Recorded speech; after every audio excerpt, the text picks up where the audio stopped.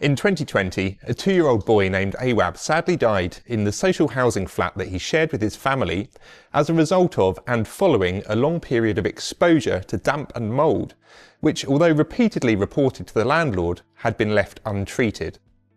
This led to significant illness in the period running up to Awaab's death.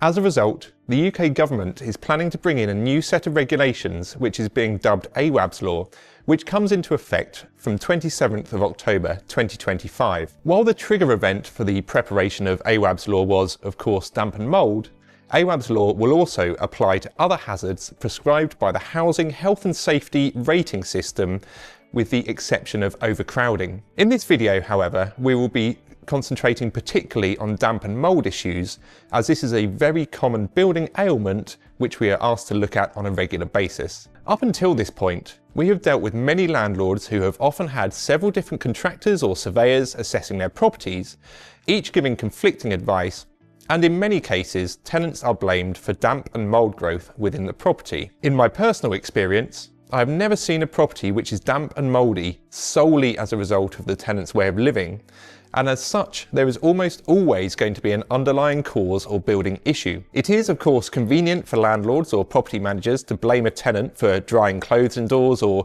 cooking with lids off pots, but I know that in my own home I'm able to do both of these things without suffering from mould growth, or as building surveyors call it, black spot condensation mould. There are several steps to complying with Awaab's Law, and while we await some further detail to clarify whether any further changes will be made to the draft set of requirements, at the time of recording the following was correct.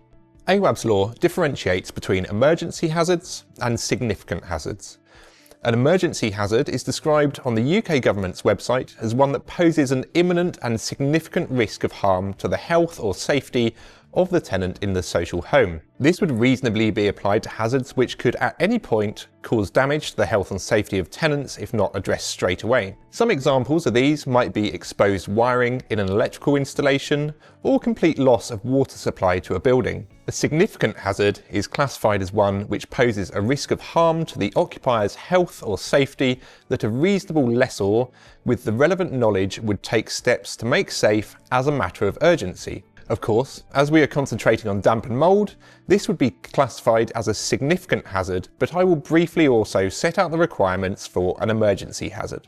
If a landlord becomes aware of an emergency hazard, they must investigate any potential hazard and undertake the necessary remedial work as soon as reasonably practical, but definitely within 24 hours of becoming aware.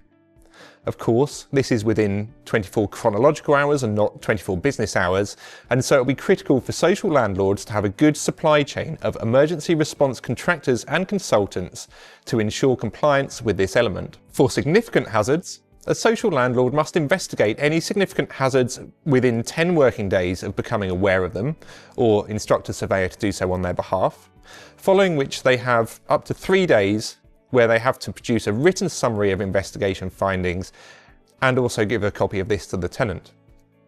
They subsequently have to complete the necessary remedial works within 5 days of conclusion of the investigation.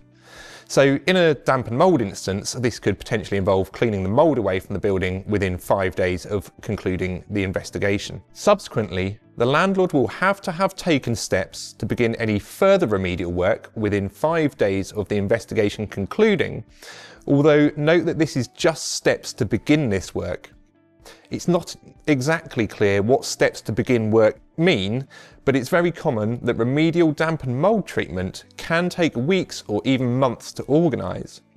So as a backstop, Awaab's Law says that work must be physically started within 12 weeks in the event that steps cannot be taken to begin work in 5 working days. Subsequently, the works have to be completed within a reasonable time period.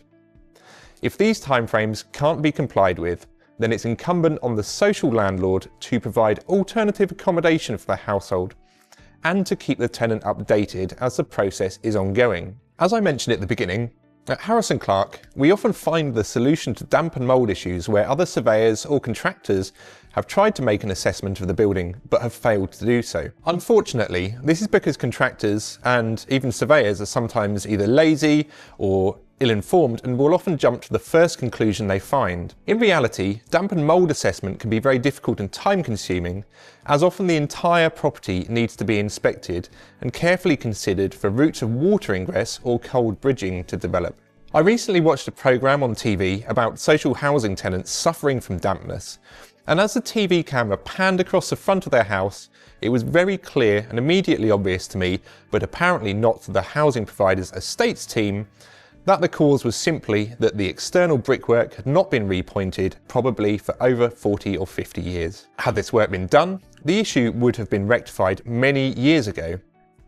However, it's often the case that damp and mould treatment can be very expensive and run into thousands of pounds. This is why the issue is often not taken seriously, as budgets are not always available to deal with this. While we are completing damp and mould assessments of social properties, as surveyors, we are well versed in keeping all stakeholders up to date on the current situation and outcomes, and so we're able to look after this for any social housing clients looking to comply with Awaab's law. This is all certainly a step in the right direction towards curing social housing dampness issues as well as other issues, and it will be interesting to see how the law develops around this, particularly in light of tight maintenance budgets, but also considering what a significant cultural shift this will be in the management of social housing properties. For now, I'm going to remain positive that this will bring beneficial change to social housing tenants, but I'd like to hear your thoughts.